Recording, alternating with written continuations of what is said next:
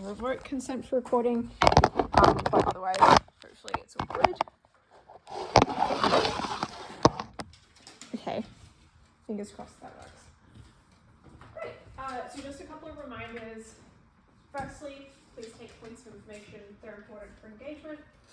Secondly, I will time and clap at the appropriate places. You're welcome to time yourselves. Also, we will not listen past 7 minutes and 15 seconds. I think we can get started. So without further ado, I'd like to welcome the Prime Minister to begin the debate one.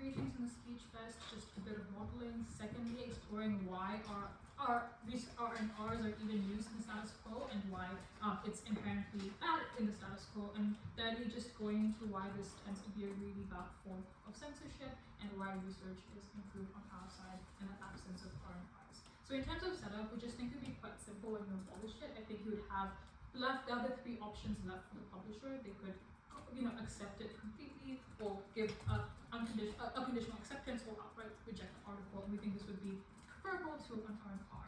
Because going into why R&Rs are even used in the status quo, we just think that first of all, our burden in this debate is not to defend really bad and poor research, because we don't think that is the purpose of R&Rs in the status quo. Because we think that when it comes to things such as insufficient data collections or like unproven hypotheses and things like that you might encounter in research, these can actually be catered for by the other two options within the ones that journals would have in their arsenal. Like they can give you conditional acceptance if they actually think that your premises are quite good, but they need a bit more data, and they send you out to collect more data, and in that case publish you. And so we think that that would be quite good. If they think that like your premises are completely unfounded, the data doesn't support it at all, they can give you an outright rejection. And we actually don't see any reason why they would give something that has an unfounded premise and really insufficient data in terms of supporting that premise R&R in their world. This is just not the purpose in their world for R&Rs. And so I think what that demonstrates is that in our side, we just have research that is being published that is still pretty good. And we actually just get rid of the really bad form of censorship that exists in the form of R&Rs. Because first of all, we just think that the situations created for where R&Rs are used is that when research is fairly solid in data collection and things like that, but the editor does not necessarily like the conclusions the researchers come to, or does not necessarily like the conclusions that the researchers come to.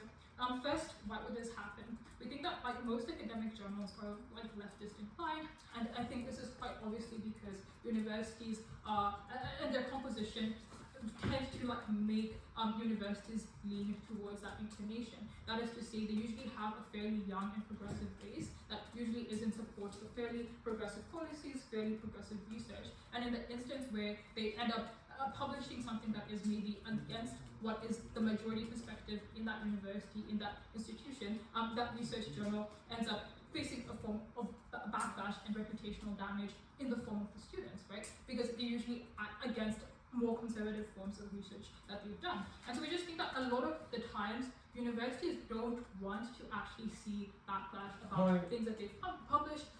Yes, you're right. Some fields, such as economics and medical science, are heavily dominated by conservative academics. How does your site allow more diverse types of articles to exist? I think that in the instance where that is true, then that would mean that leftist,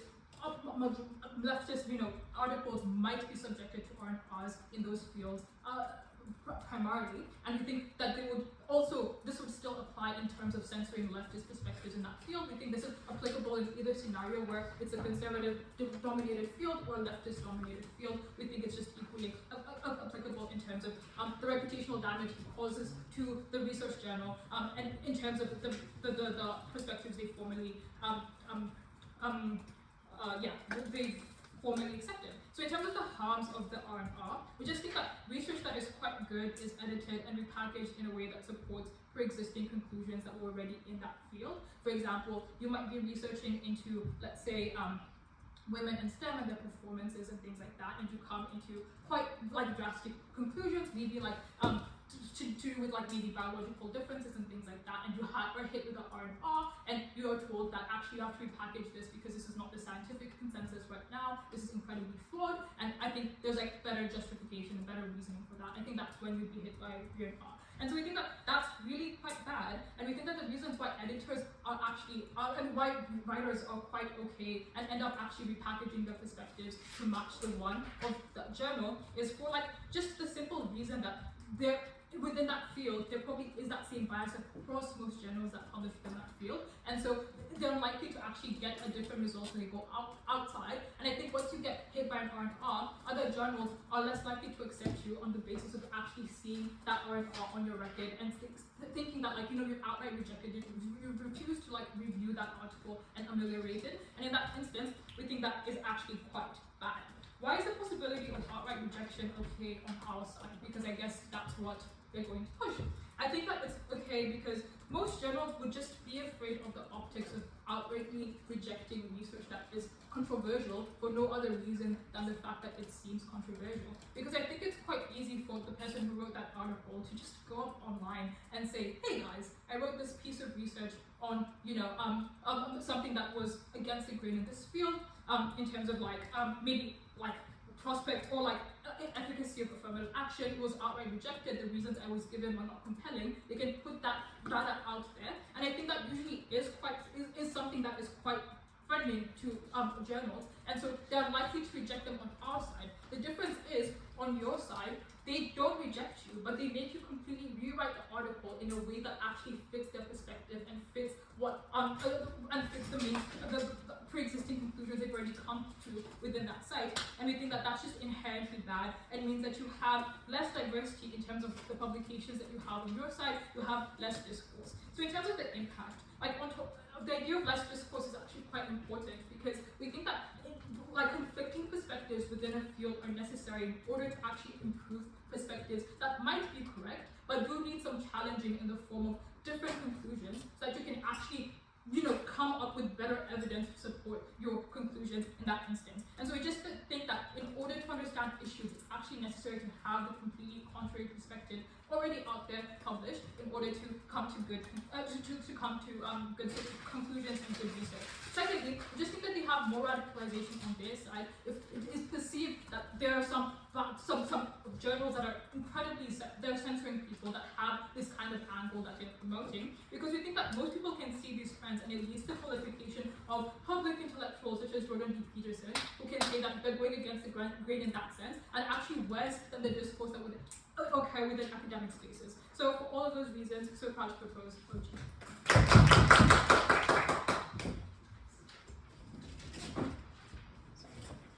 Okay, thanks very much for that speech. I'll just turn the camera off.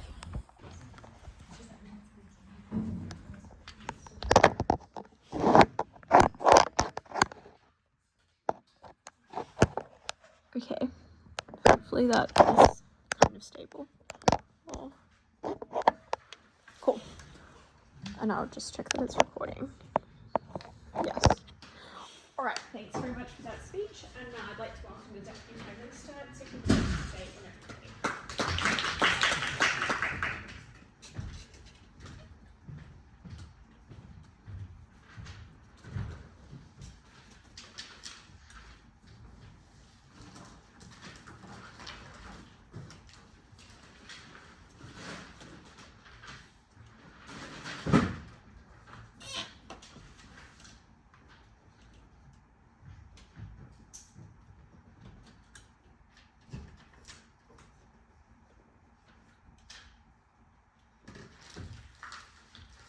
Panel, if you can fix it, we don't think like R&R can only be the solution. We think unconditional acceptance might be the answer, because what they claim here is some of the research is going to be rejected because like you can't fix it when you have like unconditional acceptance because they're not going to be reviewed again. We don't think that is true. The enforcement audit tells us that when you have unconditional acceptance, you can have another peer review that probably, if you don't meet the conditions, they'll just give it back to you again to fix the problem. What is the comparative and why are we better in that situation? When you have R&R, it means you need to rewrite the new version from the enforcement, says that the new version of like what the editor thinks, as opposed to unconditional acceptance, where, for example, if like the scientific research and you don't meet like a certain requirement, like for example, an acid-base reaction with no catalyst, they say we need a catalyst in this reaction. That is something that we think is conditional acceptance. And R&R means we don't want this reaction, go and have maybe like a base acid reaction in that situation. We think that comparative is something that team in opposition needed to defend. They lose on that metrics only. But in terms of like their substantive, what do we hear? Firstly, they say what happens after a ban. They give you a lot of good mechanisms here, which don't think they are proven to be true. Firstly, they say there's no accountability. The first reason why they say that is because like there is less review. We already told you why that review is like going to happen. But secondly though, they say like less articles are like going to be published. Two reasons why they think that is true. Firstly, they say, oh, like because like more articles are like going to be rejected. We already told you from the PM that two things. One, articles are less like going to be rejected. The first reason is because there are mechanisms that already exist that hold people into account. For example, like editors will be scared that once they reject an article, they're going to have a backlash, partly for pushing for their own ideologies in that situation. But secondly, we told you why rejection is good. We told you rejection is good because you start with things like conversations and discourse. You can post something like, oh, I did an article about slavery. It was outright rejected. That conversation is something that we value because it maximizes research. We think at that moment you have the idea of diversity when it comes to the publications. What CO wanted to do in their POI there is in terms of their extension was to say, like, why are you not going to have like diversity when it comes to publications? We think when you have R&R, it means when someone that edits you is conservative in nature, they're going to put like that conservative ideologies. Why do we think you're like going to publish this article? Two things, mechanisms of opening opposition, funding. When it comes to academic research, funding is limited. So there are two things that oftentimes affect individuals when it comes to this mechanism. One, it means, firstly, they might probably pull out of that academic research because like they've limited funding. But two, it means they might just publish an article based on the review of the editor on their conservative ideology because they want the articles to be published in that situation. We think that mechanism means, one, less articles are likely going to be published, but if you do publish more articles, all those articles limit the kind of diversity when it comes to academic research. I'll check closing.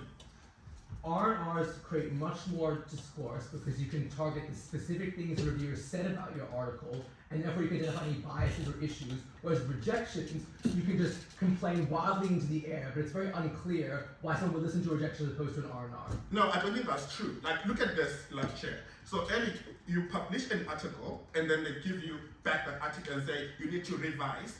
The conversation is just between you and the editor. We think that conversation is limited in terms of scope. Why are we better in that mechanism? When they reject your article, you attract media attention because there's that conversation. You say, I wrote this article, outrightly it was rejected. Why? That conversation is not only from like the editor's perspective and the author. It's like a communal conversation. This then creates like the kind of like diversity in like our communities. Why do we think it's true that these conversations are likely going to happen? Two reasons under this panel I wanted to recognize about the dynamics in which our societies already live in. We think in most instances there's that kind of a push of a conservative ideology. In those kind of instances where people have their own political ideologies, when you have those kind of conversations, you're likely to have meaningful discussions. Why is this good in terms of research? Firstly, it means you increase things like innovation when it comes to scientific research, but also generic research in and of itself. Why is this true? Comparatively though, on the side of the house, what it means is you only publish research probably that is viewed on the perspective of the editor in and of itself. What it means is that oftentimes the research that is being published has been revised, is less originality, and therefore it means you don't necessarily push for that kind of innovation when it comes to academia. We think innovation in academia is something that is impactful and important, and you can only get that from the team in opening government. We think in terms of principle, this kind of censorship is bad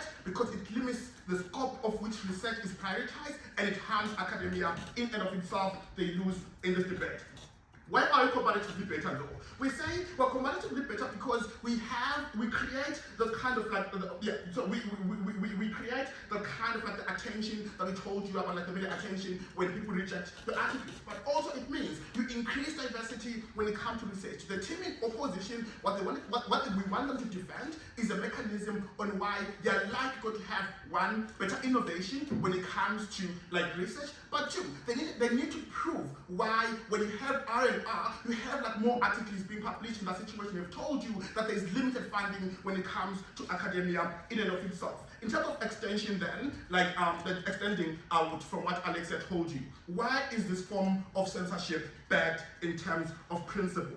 Two things here. From the info slide, it tells you that this is a cycle. So when you publish an article and it goes for R&R, when it comes back, they might either accept you or give you another R&R in and of itself. We think at that moment, what they require is for you to fulfill the needs or the concerns of the editor. What it means is that kind of censorship oftentimes it goes back to the ideologies of the person that edits your article. On a principle basis, we think that kind of censorship is bad because it harms scientific research and it harms innovation in and of itself. In terms of practical argument, in terms of that, we think on a comparative, when it comes to things like unconditional acceptance, for example, even it gives you the ability to go back and do a peer review. But I think unconditional acceptance still allows you to maintain your originality and just fulfill what the author or what the editor seeks you to do. We think that kind of censorship is completely different because you just fulfill one part of that research as opposed to submitting a new version completely. The info that says new version with R&R. Panel, I want you to recognize the sophistication of from what I told you, both Alexis and I, particularly when it comes to why R&R harms innovation and why it's bad form of censorship.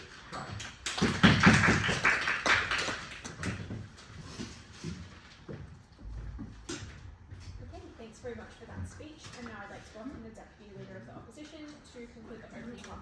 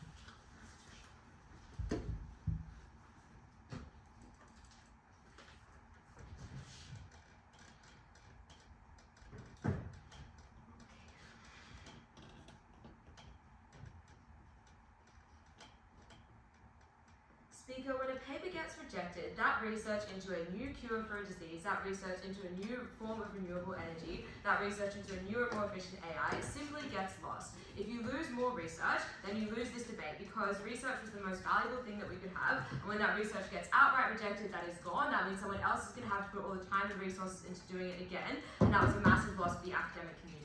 I'm first going to deal with the censorship material from OG, and then I'm going to explain why crucially it is so important to have R&R as opposed to something like conditional acceptance, and what the actual delta between those two options are, and why R&R is so much better.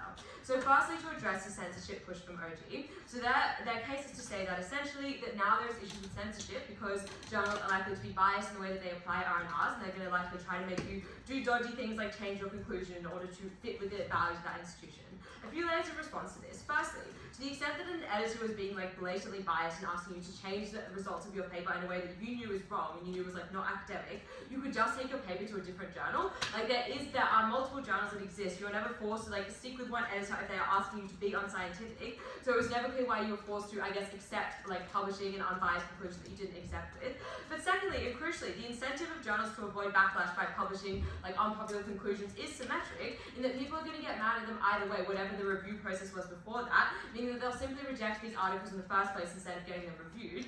Why is it worse if they get rejected? It's so much worse because that research is now lost forever. If that paper was simply written and reviewed, even if in our worst case papers do get rewritten to have a different conclusion to their original conclusion in order to match with the values, this is not the end of the world because there are still people out there who can read that new paper and who can criticize that conclusion, who can say no, that was wrong. At least that research exists, at least that research can be discussed. It was so much worse if it got rejected and lost. They try to say that papers won't be over the top with their rejections because they're afraid of the optics. Firstly, I would just say that the vast majority of people have no idea when a paper gets rejected.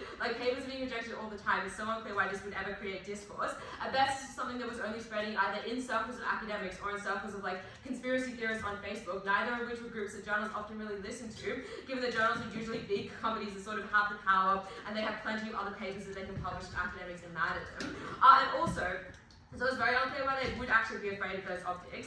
But compare those to what we tell you about what journals think about optics, which is the risk of publishing a paper that is bad and that is dodgy, that is so bad for the journal, because that is when they're getting criticized by the scientific field because they've let this paper go through. In order to avoid that risk, they are likely to reject far too many papers, and that was a massive, massive harm. Fourthly though, also, you can still probably, if you have conditional acceptance still as a thing, you could still have a condition of that conditional acceptance that you alter the conclusion. So censorship could still very much happen when you have conditional when you have conditional acceptance as well. So the end of that issue, to the extent of censorship that happens is probably so small and is barely going to change on their world because there are so many other ways for journals to get about it. They then say that perhaps this is going to be helpful to create more discourse. And I think I've already mostly explained why that discourse is unlikely to exist to a large extent or be productive. But crucially, it's just not symmetric. It just is so symmetric because you can equally complain about a journal making you write a biased conclusion. You can take your paper to a different journal and say this other journal tried to make me do dodgy things. You are able to get discourse on both worlds.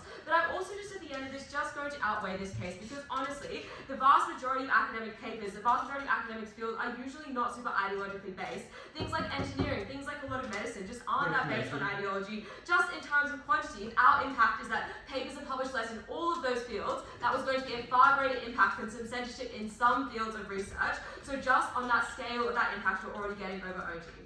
But I'm now going to explain why it's so important to uniquely have these R&Rs and why it was never enough to have conditional acceptance. But I'll take a point from closing if they have one. Oh, okay. So why would you let big pharmaceutical companies keep re-saying what their drug actually does in a concurrent process? Why is that beneficial? Well, if they, if they get it reviewed multiple, the final paper that only gets published is only the end one, so it's not as if they're getting to, say the same result multiple times. So even if it was dodgy the first time, it would still get reviewed. Not sure why that would be a harm. So now I'm going to explain why conditional acceptance is never going to be enough. And the thing that I want to explain here is I want to be super clear on what the difference between conditional acceptance and rewrite and reviews are. And that is to say that if you have a paper in which there are a few simple things that you can fix, something like perhaps you need to add an extra additional figure, perhaps you needed to cite another paper that had similar research to yours that you should be doing based on publishing records, something like that is clear, something that is measurable, you would give that paper conditional acceptance in both worlds. Those are the papers in which there are small things that are fixed, and it is easy to check if those are being fixed. The papers that are now not getting fixed are those papers that had issues that were too big or too vague to be set as small conditions. This is papers that are things like perhaps maybe your method, this portion of your method was a bit wrong. You didn't analyze your data very well, and you should redo all of those tests. Those are things that are vague, they are not things that can be easily measured. So what is going to happen now? Given that a portion of the papers that currently got R&R'd are now going to get conditional acceptance instead, because it's unlikely that journals are going to simply reject all of them, although it's also going to be bad if we do that, as we explained. But probably some papers will get conditional acceptance. Maybe they had an interesting idea or a concept and they will get totally rejected. So what's going to happen now to those papers is that it is very hard to tell if those big issues have been fixed. That is because what's going to happen now is they reanalyze the data, but in reanalyzing the data they use a different statistical test that is still bad and still produces a biased result, but now that paper cannot be re-reviewed because it is published, because they fit the condition, they change the data test, but they still produce a bad result, and that is now a bad science paper that is out in the world, and that is a bad science paper that is not good, because, and this is not even requiring those people to be malicious or to be bad, like have bad intentions, it is just that it is really hard to fix these big broad issues. That bad science papers are so bad because these are science papers that are going to mislead people. These are science papers that pharmaceutical companies can use to sell drugs that don't actually work because they use dodgy analysis. We must support academic rigor. It is bad if papers get accepted when they should not get accepted. At the end of this debate, you should see that OO must win because our impact is so big. Because we explain that you get far less science, if it is true that most papers get rejected, you get far less papers overall, and that was a terrible thing for science. But also, we explain that even if papers get conditionally accepted, that was also bad, because now papers that did require more work and did require rewriting are getting published as R, and that is when bad things were going to happen. And just be super, and we also explain, we go even bigger though, because we explain that just less important papers get published, because now unis are less willing to take a risk. You must be comparative here of the resources that are required here. When you write a paper, you have to spend months waiting to get accepted. You have to write heaps of grants, you have to appeal to ethics boards. All of that progress gets lost when your paper gets rejected, because even if you have to rewrite the whole paper, that is only the very last month that you spent on that paper. Even if you had to redo a part of your method, that is only the last couple months. The vast majority of the time that is spent on a paper in real life is in all of those pre-works. So researchers have to do that over and over again, and they keep getting rejected. They simply will not. We get less science on our side, we get worse quality science, so hard to oppose.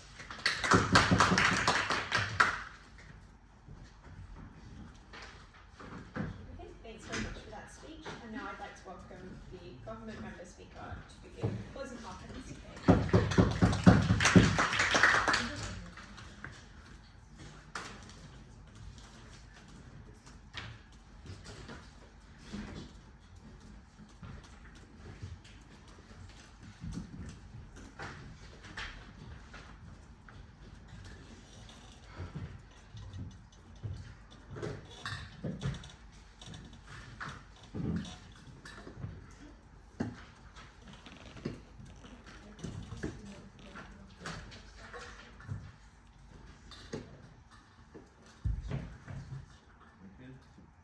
Ready? Starting in 3, 2, 1. Just going to do the panel a bit of a favour here and give a more detailed analysis of what it looks like for a paper to be accepted, conditionally accepted, R&R, and rejected. Because what I think is saying that it's a little bit wrong or like it's a lot of it wrong is just simply not specific enough to justify any of the arguments presented thus far. So I want to be very specific and exactly how it is in the present day. If you are conditionally accepted, it means that the extent of your claims are just not quite right. It means if you, like the drug causes weight loss, but it doesn't cause as much weight loss as you said, or it doesn't cause quite enough. It's about the proportion. So you've done your data is correct and it isn't confounded. You've made a claim which is valid, but it's the proportion in which you've made a claim. It just needs to be tweaked. What it looks like under R&R at the moment is, one, your data has presence of confounding. What confounding looks like the samples of your data set are simply not valid and to provide a reliable enough result. 2, you have lots of sampling error, which has led to lots of uncertainty in your result, which means that your result and your claims are quite valid, but also your premise might be deemed invalid. So what you're trying to claim for a specific, I'll just use prescriptions as an example, but the specific drug you're trying to push, the claims you've made just don't seem true. That's why you get R&R. And we think that putting into this category is vastly harmful for both, what I'll frame later, is for both good treatments and bad treatments. Being put in R&R very harmful. I want to be very specific, and it's just about whether your data is reliable, whether your premise is reliable, and whether your claims are proportional to the actual effect, and that's what it should be based on, not any of like lot of bits. It's not very helpful. So what this would look like is a pharmaceutical company would be under the opposition's model, would be able to change the claim of a specific thing, would be able to change the claim quite a lot for a specific thing to based on the same data set. Why we think this is harmful is if a specific drug had a certain effect that was beneficial to the population, you should not do it based on a data set that was used to try to prove something different. We think it's much better for it to be rejected and this be tested with a different sample set that was designed in order to prove a different thing, and we shouldn't allow pharmaceutical companies to remain in a cycle to eventually get approved. So, general rebuttal, I think that it was whether articles get rejected or not wasn't actually an important thing in this debate. I think it was very important that the right articles were getting accepted and the wrong articles were getting rejected. Examples will be brought up later in my extensions. Actually, I'll bring it up now. So I have I have three main extensions, two of which relate to this, and it's basically extending what happens when a poor research article gets accepted, and what happens when a good research article gets rejected, and why it is actually better for these both to get rejected. So examples of poor reviewed articles that got accepted and reason why is like, for example, the 2006 anti-vaccination article, which was pushed through the review process again and again and retweeted into a point in which they could get pushed through, which then caused a lot of disinformation, which proved to be very harmful. Also things like the marketing of oxycodone, the trials in order to prove that oxycodone works as a drug were very much manufactured, and they kept on manufacturing these trials until reviewers would accept it, which was very harmful, because when these things then got pushed through, they were, it had a vast majority of harmful effects. The reason why they can do this is, one, you have different reviewing teams every time, and there's no cap into how many times you can push the same research article to claim different claims. We think this is utterly harmful, because if your thing was indeed beneficial, regardless on to this like next extension, if you have something that works and you've used a data set and it doesn't prove what you think it's going to do, and you want to prove it can do something else, you need a new data set. You can't use the same data set to prove something different. You need a new data set, because in order to prove something accurately to an extent of which you can claim off it, you need to use the data set, the sampling set. So if you're testing for something like, for example, SSRIs, they're initially tested for things like depression, but then they've later been found to be really good for anxiety. However, the thing is, when this is pushed specifically for depression, it has lots of teething issues when put out to the vast population, because people who then have anxiety, for example, are less inclined to take SSRIs, I'll take you in a second, that because of these connotations pushed by the initial article, because it was framed around the specific one thing, not correctly framed around that. Yes, please. Would the pharmaceutical companies not just keep on repeating the studies until they get conditional acceptance? How does this change? Their incentives are the same. So I think under your model they would keep on repeating it. However, the difference between your model and our model is that under your model they'd repeat it with the same data set to claim something, but under our model they could push the same thing for different things, but they'd have to do a new study design every single time with a new set of participants and a new study design. We think that's much better, because you're then designing a study to test for a new claim, not using an old study to test for a new claim, because if you do it under our side, you'll then get more consistently reliable results, because you're designing something. No, thank you. And then, so this next extension is focused around workers' rights and the resources of these research facilities. We thought that it was quite reasonable to believe that research grants were a one and done thing. However, it was reasonable to believe that these employees would still get wages. However, it's very harmful to the individual that they have to go through this R&R process, because it's not guaranteed that your research project will get through or it won't. And this variability is not only very harmful to the research individual, because they might not want to continue with this research. They might want to do a new thing, but their university is forcing them to complete the research until it gets published. That can be very harmful for the individual, but also it's really depleting of resources, because these reviewers have to keep on then and again reviewing the same article, because it's trapped in this cycle, which can be very depleting of resources.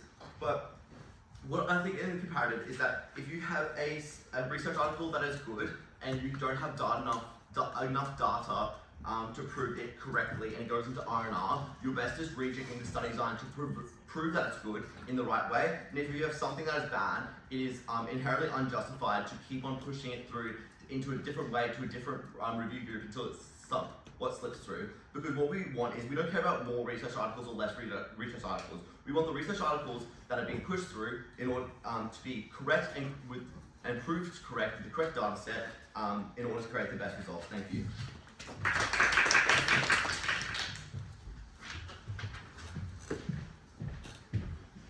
Thanks very much for that speech, and now I'd like to welcome the opposition member to begin the secret case.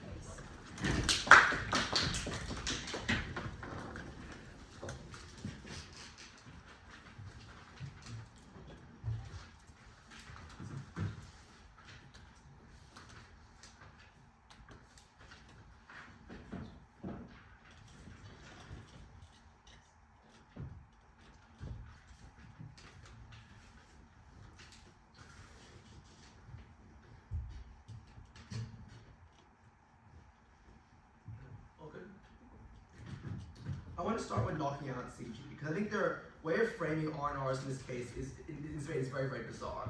First thing they say is, well, you'll be able to reuse bad data sets and keep trying to get more studies published. Obviously this is absurd, because when an R&R is published, they'll target the data sets themselves. They have bad data sets, you'll have to have new ones anyway, like it'll be part of the research process. But also, obviously, if the methodology is much worse, it's much more of a damning thing on the study as opposed to the article itself, because it shows that these are bad researchers and actually are bad at conducting studies as opposed to just bad, the results of studies themselves. This means that having a bad data set is the exact thing an R&R will target the most and will show the most as being bad. Second thing they say is that, okay, you'll be able to push around articles and chop around journals until you get an acceptance. Two things here. Obviously, they never proved that the examples they gave were about R&R. Oxycodone, for example, was about pharma companies hiring in-house scientists to create studies which back their views. It wasn't independent journals just saying, oh, this data is great, we'll accept it, it was definitely changed it. But second of all, obviously this applies to rejection as well, as Maya points out in the POI. A pharma company can take rejections and then keep pushing for more journals, and it's actually much better this way than get rejected. And an R&R is much better. At least with an R&R, it's very public what the issues of the studies were in the first place. When it's rejected, we have no idea what the issues were. If it was an R&R, we can see, oh, it was a bad data set. It was a bad study. We can actually explain that, and there'll be public information that can be scrutinized. CG out of this debate. Next thing I want to do is explain what we're going to bring you on CO. OG claims in this debate that they're going to cause people to drop certain articles that are going to be, not the right fit or censored, etc. We're going to explain that R&Rs allow the most minority and oppressed forms of research to be published, or contrary perspectives, I guess, to be published, and trickle into academia. Why is this the case? First, some frames here. The first thing to explain is that academics depend completely on publishing research to survive, to get grants, right? When OG says, oh, you get discourse from rejection, no, you lose your job. You don't get any more funding anymore. You're out of academia. You depend on that cycle of grants and publishing articles to get published in the first place. Next thing to point out here is that journals often do have incentives to publish controversial and new ideas, but often they want to repackage and reform those controversial ideas, make them more palatable to their audiences, make them more, palatable to their readers and the current zeitgeist. Third frame to note here is that research often builds very, very slowly, right? So it's very, very a big medical breakthrough article that comes around. What you do get though is small build-ups of research which then create more discourse, which is what R&Rs allow. They allow small changes of research and build things up. Very important frames. What does this all mean? This means that the categories of research we get on our side of the house with R&Rs giving academics help are much more expanded. First, on medical research. As already stated, I think the medical breakthroughs that OO wants to defend will probably happen on both sides of the house, right? Like if it's a crazy medical breakthrough, either it'll be just said by another journal, or they'll keep funding more research into that medical breakthrough because the payoff at the end is just so high, right? Like if you're getting a new cancer drug, even if you reject the first 3 times, the payoff at the end is just so high they're going to keep putting money into it. However, the kinds of research that will get lost are the ones that are not in the zeitgeist at all. So for example, things like complex forms of therapy for minority groups that are suffering intergenerational racism, but also forms of research that focus on people with neurodivergencies, for example. But we do get this research Because even though the dominant zeitgeist might not, initially publish this research, they'll change it a bit and allow them to get it at all. So whereas on government side, they just get completely rejected and they don't get into the zeitgeist at all. On economics as well, currently there's like a dominance of, of neoliberal economics in the status quo, and so maybe a blatantly Marxist paper will be rejected. However, if you are a Marxist economist who gets to submit a paper, gets the R&R back, you're able to tweak your paper and understand what does it take for a Marxist economist to get published in these journals in the first place. You can tweak it, you can find out what are things they do like, what are things they don't like. It's a very, very powerful tool for groups who are, I guess, not in the zeitgeist to understand how to get to academia in the first place. Also apply things like, more Marxist social history. What is the impact of this? Oh, I'll take opening if you have anything. People want to protect their jobs anyway, so it means like you are like to drive like maybe I can drive discourse. How do you drive that kind of conversation inside of the house? Well, the key point was my frame, right? Academics depend on the publishing of papers. So they have no power to drive discourse if they're not published in the first place.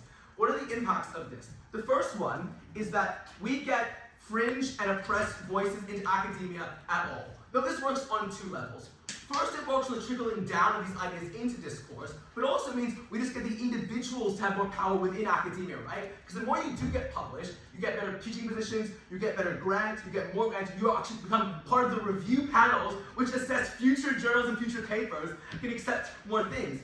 Notice this is exactly what happened with history in the 1970s, when social historians and Marxist historians didn't just publish blatantly Marxist papers, but they published social histories of conservative towns papers, for example, got into the academia through those papers based on R&Rs and criticism, and then got onto review boards and then published their own work, which was free from all this censorship.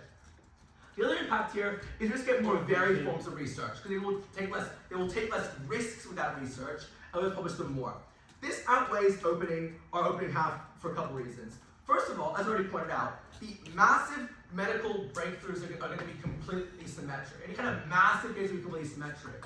Because all of those breakthroughs still fit within the dominant zeitgeist of this research in the status quo, whereas the research we get in this debate is really exclusive and it's based on R&Rs explicitly, because that, trickle down process I explained before. But also I'd point out that I think OG is kind of correct that a lot of things are just based on conditional acceptances, right? If these are small issues based on small conclusions, that will just trickle through. Maybe some articles are lost, but never prove that these are the most powerful articles. Oh, medical breakthroughs. There's no reason about it specifically. They just lose some articles. Never proof on the scale of that. For that reason, CO is the only team in this case who explains we get the most important, valuable kinds of research in this debate, and we explain why any kinds of discourse are also proved on our sides through R&R mechanisms. So proud to oppose.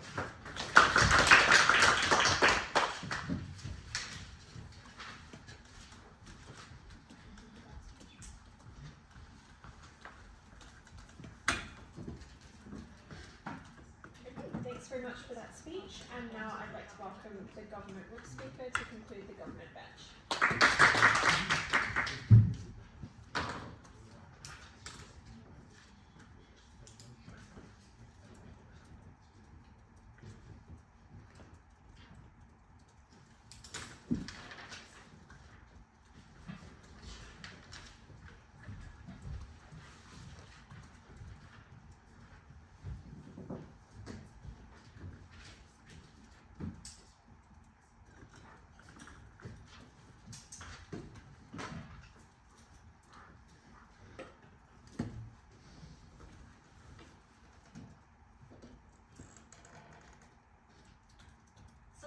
In this debate is which side gets better science. Essentially, we want good research, we want good science, we want innovation.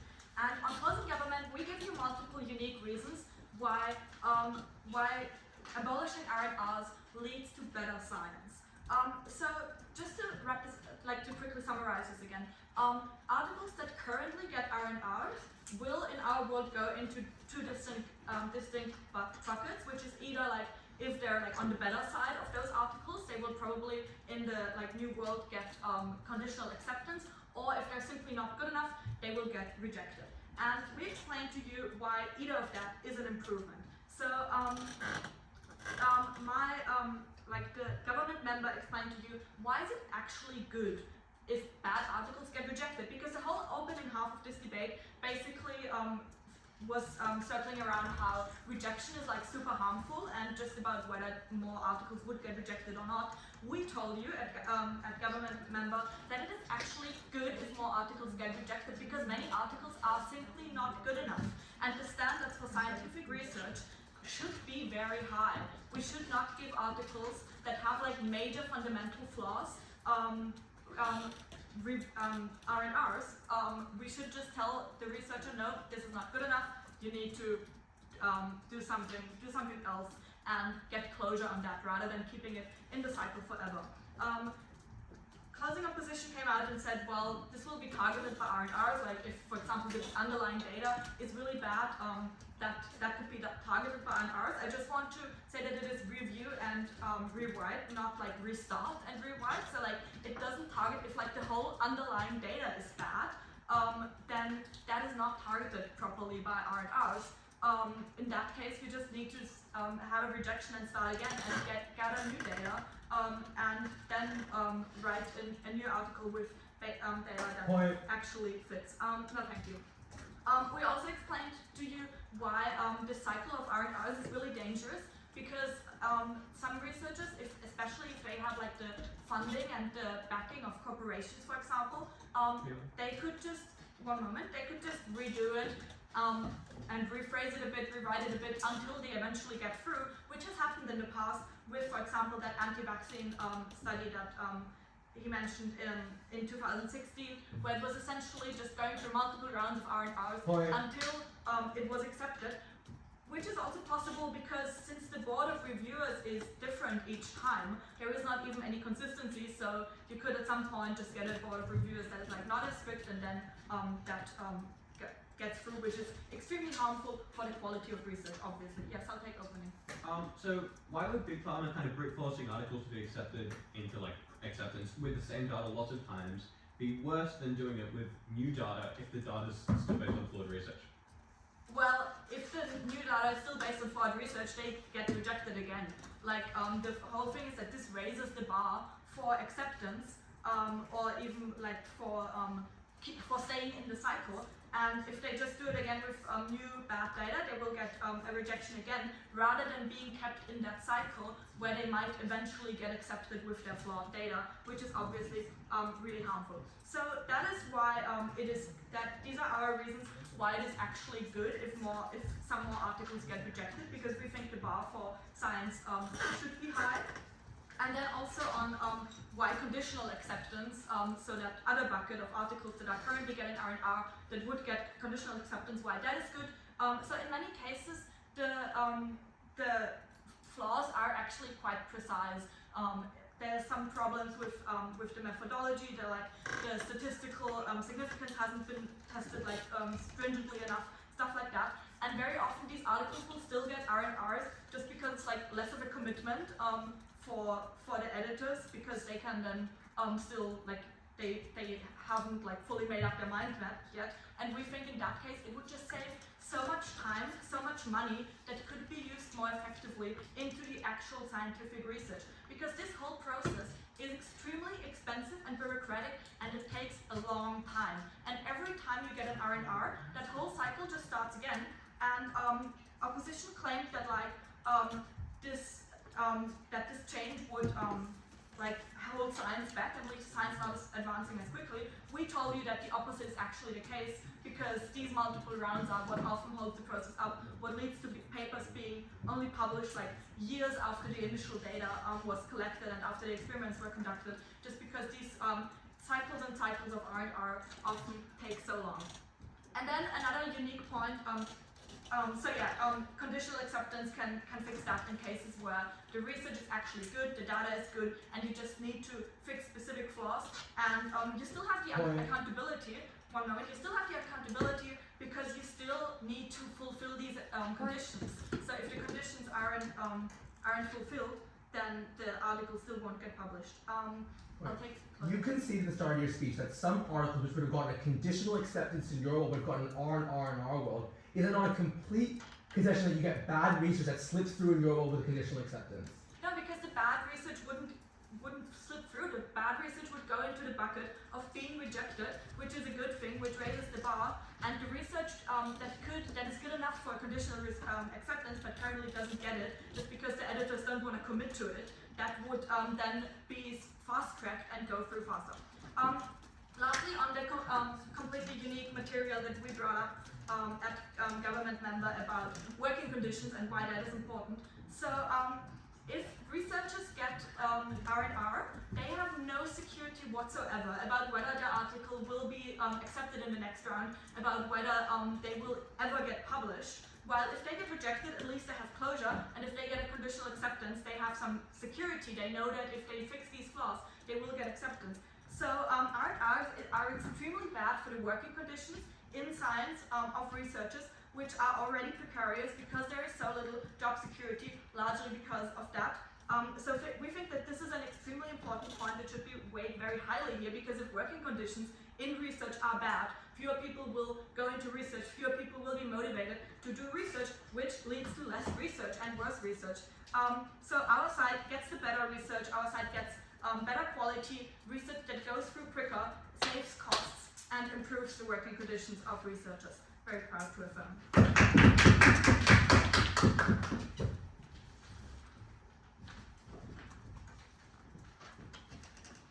Thanks very much for that speech, and now I'd like to welcome the opposition whip to conclude this debate.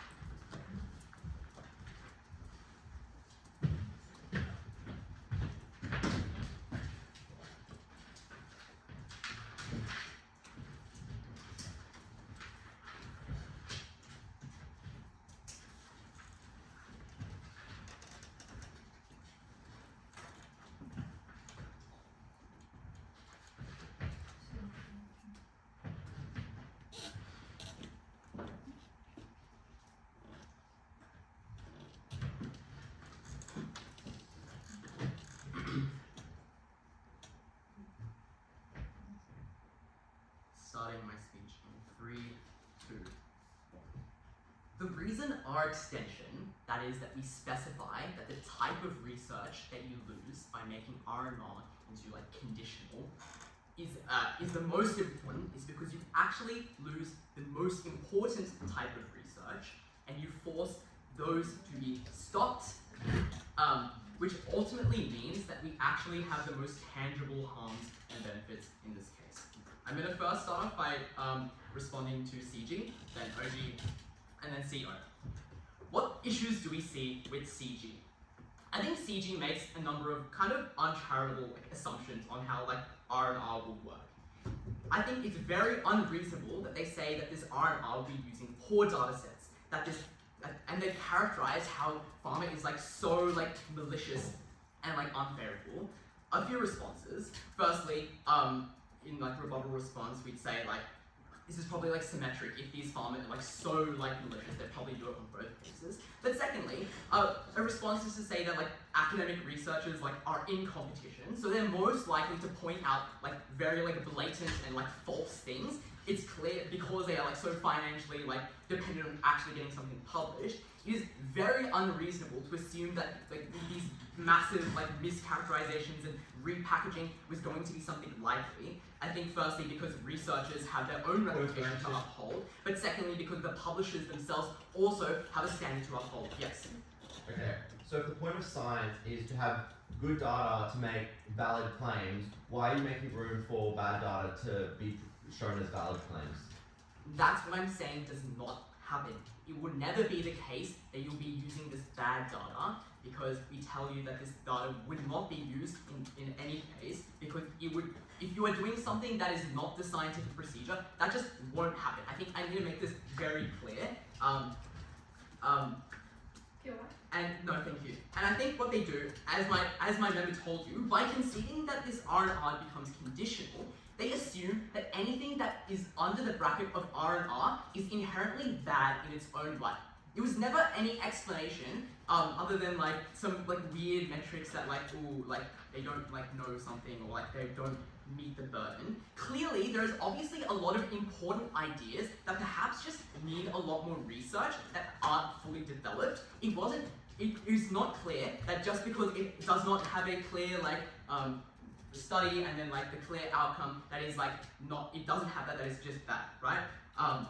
And as we tell you through our extension, what you do then is you cut off the type of research, the things that were going to be R&R become conditional. Why? And we explain to you why something being conditional is bad, because you narrow the type of research that is produced. That is, it is now, whatever you had is what it is. And we think there's a clear selection bias, as like is explained by OG, that the types of things that they accept is maybe like left-leaning or something. That means that all of these editors are only going to be like accepting like a certain type of thing. As my member says, is like in the zeitgeist of the time, but then specifically excluding the things that are important.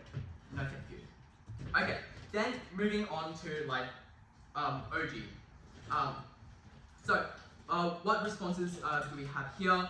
I think again, their characterization on, and I'm going to make this onto a point of like discourse, right? Because they tell you that rejection is like alright, is good because like rejection leads to a lot of discourse, and that is like a very important thing. And they kind of say that there are like harms of like R&R and that you don't have that. Okay, responses that we say here, right? For information. No, thank you.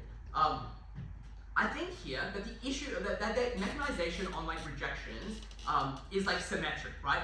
You still have that discourse just because it's now R&R. You can still like tell the public and make a post about that. It's not clear why this only happens in the case of rejection.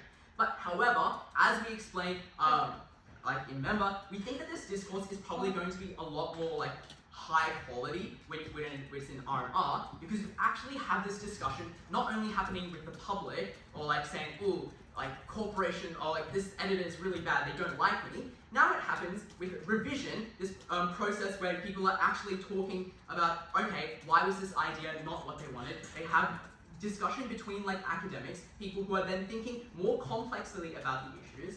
I think this is an alternative that conditional acceptance can never provide. That was the benefit of research. No, thank you. Okay. And yes, and for those reasons, we think that discourse, you are actually cutting out the valuable discourse out there.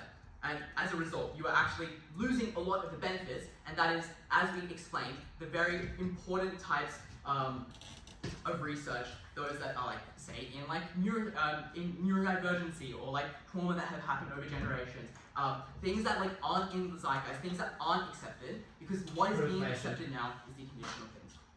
Yes. Which one would you? Sorry, I'll actually take one from. Okay, why do really novel, controversial articles that go against editors and journalists' perspectives get an R on your world as opposed to outright rejection in status quo? I think obviously there were some that were going to be like rejected, but I think you have to think about the tipping point here. When you have a bracket that is R&R, some of those will be going to conditional, and some of those are going to go to rejection. Those that are going to rejection is research that is being lost. Moving on. Then finally moving on to CO. And I think, I think a lot of their points are good to say here, but I think, no thank you, is past the time. And I think why we come over CO and why our contribution is actually novel is to say that yes, we agree that like less articles are like produced, but what we specify very clearly in my member speech is that the type of research is the ones that are specifically valuable, the ones that are different to the grain of what people are talking about, and the scale of this is very, very important because these look like, obviously, as we explained, there are some medical breakthroughs that are going to be like approved either way, but something like maybe like psychoactives used for depression or like CBT used for like mental health. Those are the things that are like maybe questionable, but because you allow the process for R&R, we thought that research in itself and revision was something that was valuable in itself. And that's why we actually have the most important, tangible way that we actually have the benefit.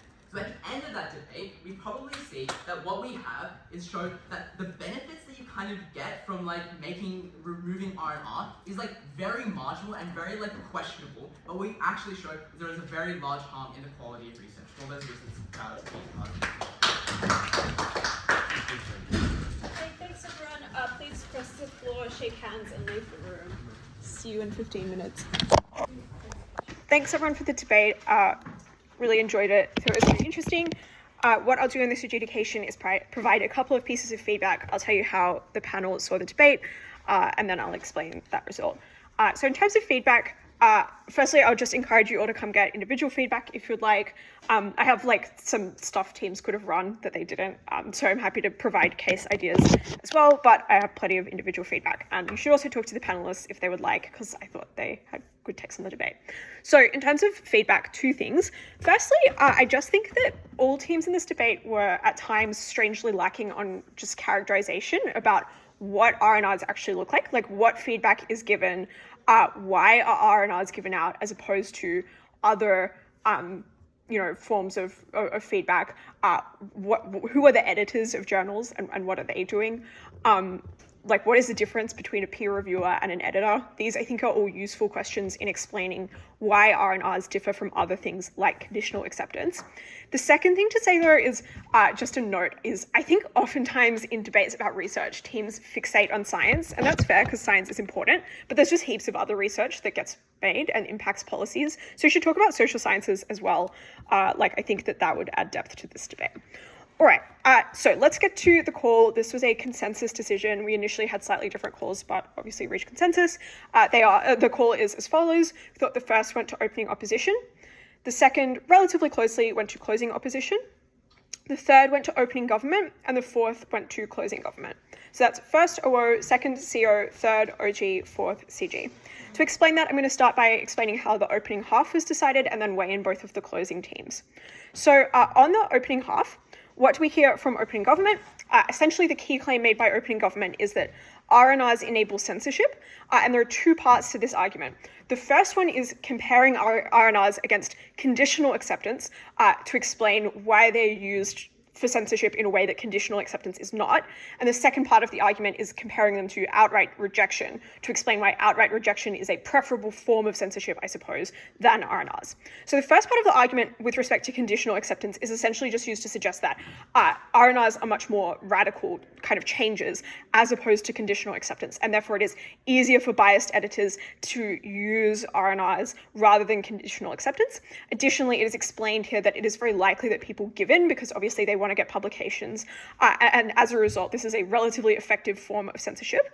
I think this argument is broadly pretty fair, although I think that the response we get from opening opposition, that presumably conditional acceptance could be used in a similar way to the extent that you still place conditions on acceptance, I think is a fair piece of mitigation. The second part of the argument then compares it to outright rejection, and essentially is to suggest that outright rejection is a worse mechanism, worse in terms of less effective mechanism for censorship than R&Rs, for the reason that they spark discourse and people can use them to draw attention to censorship in a way that they cannot with R&Rs.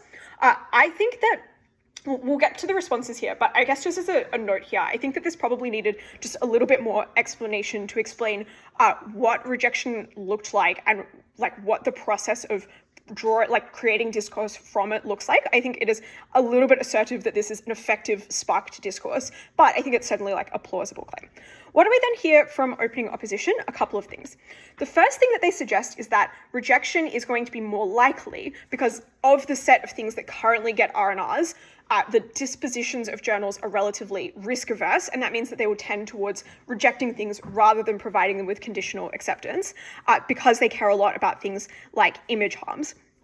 And so essentially that means that you'll get a lot of papers that simply do not get published. I just want to note that I think that this characterization of the sets of incentives that the journals have about whether or not to publish seems a bit more plausible than the opening government one. That is to say that they are risk averse rather than that they want to avoid being embarrassed by rejections, because I think DLO has quite a lot of analysis about why the general public is not particularly aware of rejections, and rejections are relatively commonplace, which means that it is controversial articles that weigh more heavily on the decision-making process of journals. So I think that probably suggests that rejection is more likely.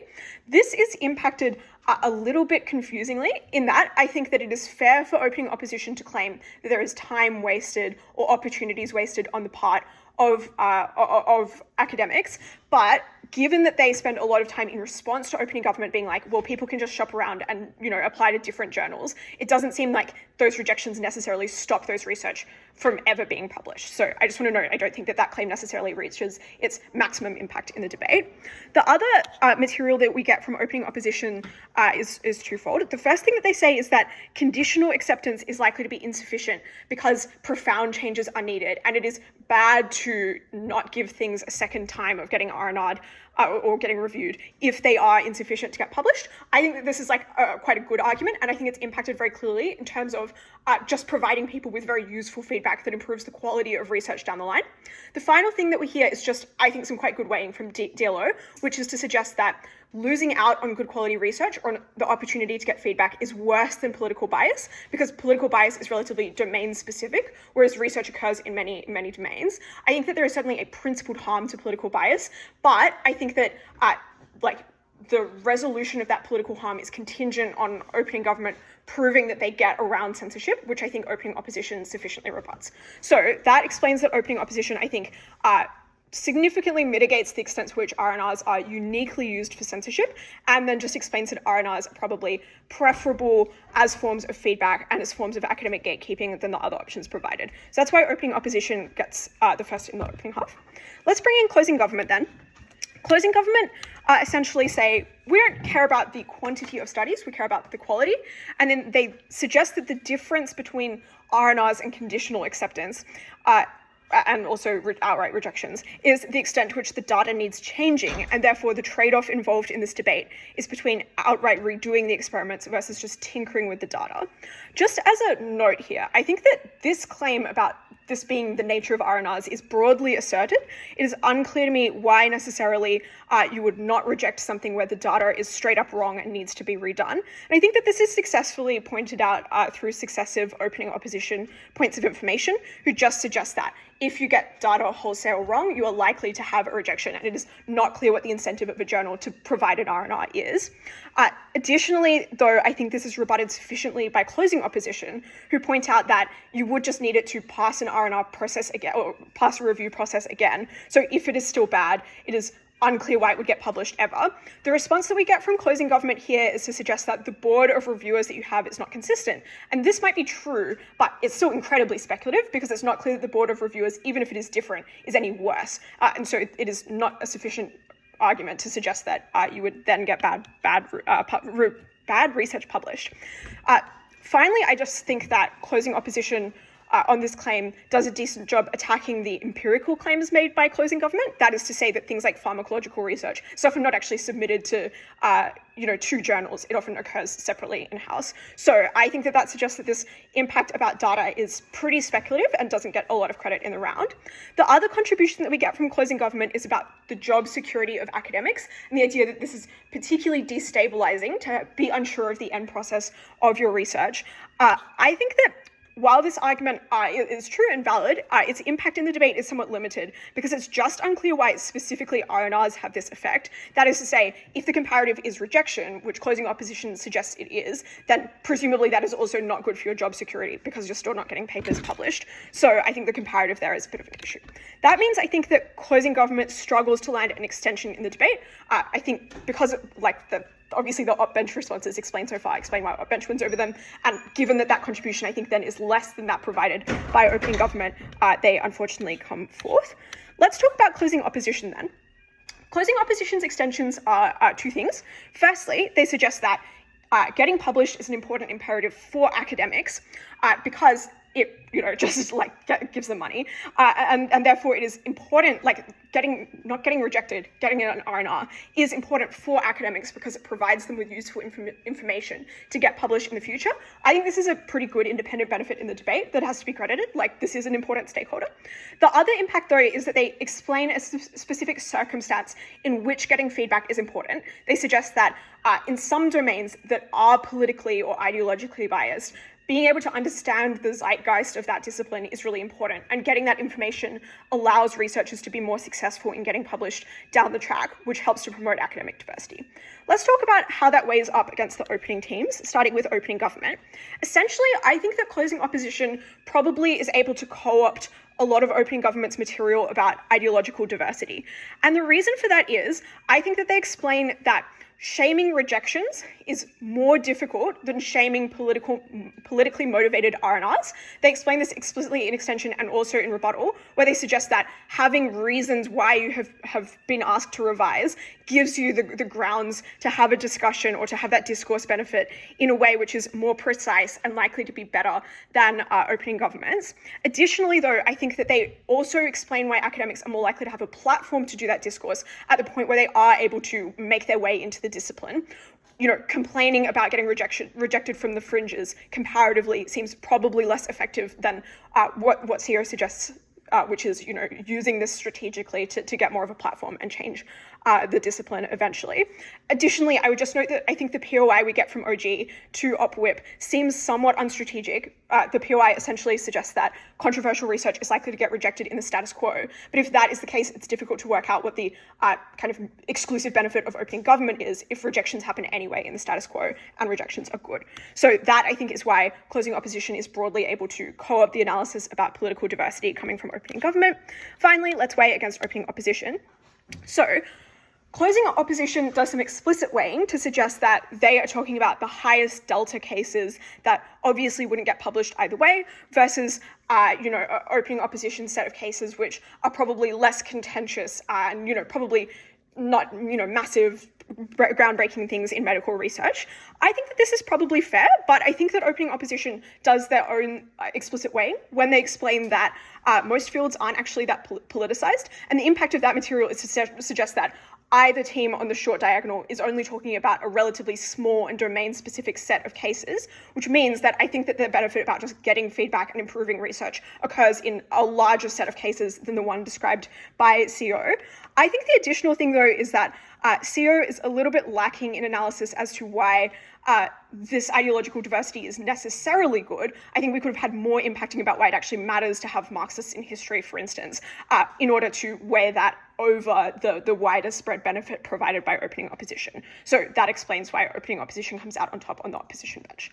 All right, hope that's clear. Feel free to come get feedback if you'd like, and best of luck for round 3. But also let's head back to the room because we're in a rush.